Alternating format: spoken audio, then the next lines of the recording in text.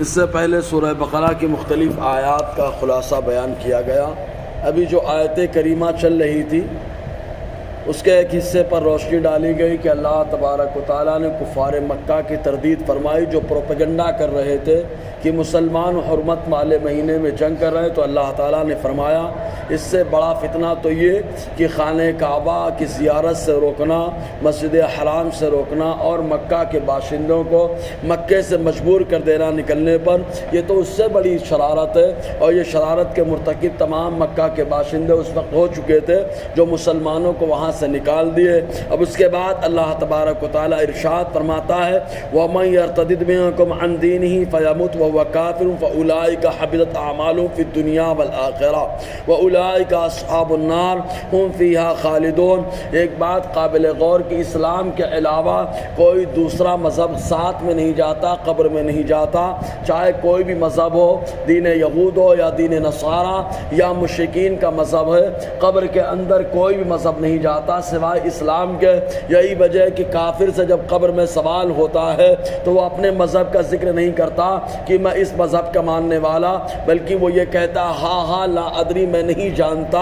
مطلب یہ کہ قبر کے اندر ان کا مذہب خالی دنیا تک رہتا ہے اور قبر میں نہیں جاتا۔ جب کوئی ان کا مذہب قبر میں نہیں جاتا تو محشر میں کیسے ان کے لیے فائدہ پہنچانے والا ہوگا؟ اور اسلام واحد ایسا مذہب ہے جو قبر کے اندر جاتا ہے کہ مسلمان قبر میں بھی جواب دیتا ہے کہ ہمارا دین مذہب اسلام ہے۔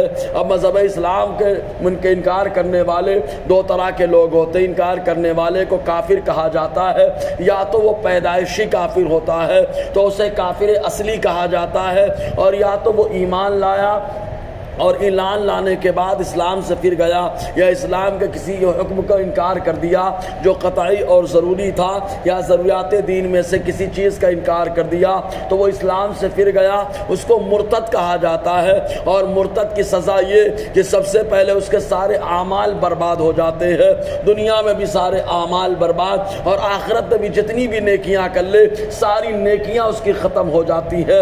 اور اس کے ساتھ ساتھ اللہ تبارک و تعالیٰ یہ بھی ارشاد فرماتا ہے کہ اعمال برباد ہوئے جہنم کا وہ مستحق بن جاتا ہے۔ اب جہنم میں داخلہ دو طریقے سے ہوتا ہے، ایک وقتی طور پر جیسے ایمان والوں کا عذاب تطہیر کے لیے ہوگا، لیکن ایک داخلہ ہمیشہ ہمیش کے لیے ہوتا ہے۔ تو کافر مرتد کا داخلہ جہنم کے اندر ہمیشہ ہمیش کے لیے ہوگا۔ تو اللہ تعالیٰ ارشاد فرماتا ہے وَمَن يَرْتَدِدْ مِنكُمْ عَن دِينِهِ، اور جو پھر جائے تم میں سے اپنے دین سے، فَيَمُتْ، اور انتقال کرے، وَهُوَ كَافِرٌ، اور وہ کفر کی حالت میں ہو، فَأُولَٰئِكَ حَبِطَتْ أَعْمَالُهُمْ فِي الدُّنْيَا وَالْآخِرَةِ، تو یہ وہی ہیں جن کے اعمال برباد ہو گئے دنیا میں بھی اور آخرت میں بھی۔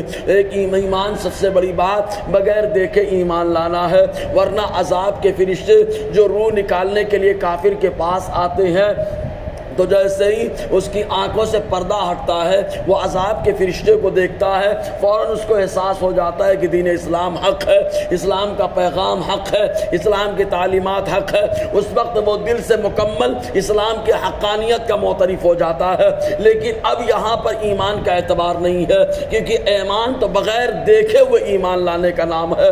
جیسے کہ فرعون اور حامان اور اس کے تمام ساتھی جو ہے جب ڈبائے گئے دریائے قلزم کے اندر، پردہ اٹھا دیا گیا، تب ان لوگوں نے کہا آمنا برب موسیٰ و ہارون، ہم موسیٰ اور ہارون کے رب پر ایمان لائے۔ لیکن اب اس وقت کا ایمان معتبر نہ ہوا، اس لیے کہ ایمان معتبر ہے الذین یؤمنون بالغیب، جو بغیر دیکھے ایمان رکھتے ہیں۔ تو اللہ تعالیٰ فرماتا ہے وَأُولَٰئِكَ أَصْحَابُ النَّارِ، جو دین اسلام سے پھر گیا وہ جہنم میں جانے والا ہے، ہم فیہا خالدون، جہنم میں ہمیشہ ہمیش رہنے والا ہے۔